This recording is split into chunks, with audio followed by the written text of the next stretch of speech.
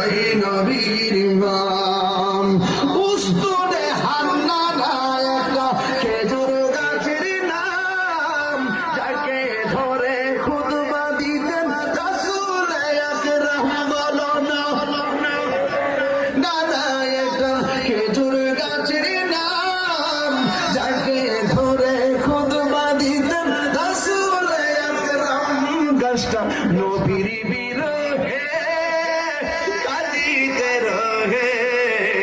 নবীর বিরহে হতবাক হইল যত সাহাবায়ে কেরাম বলুন হতবাক হইল যত সাহাবায়ে কেরাম রহমতে আলম রহমতে আলম সাহাবীরা আতর বানায়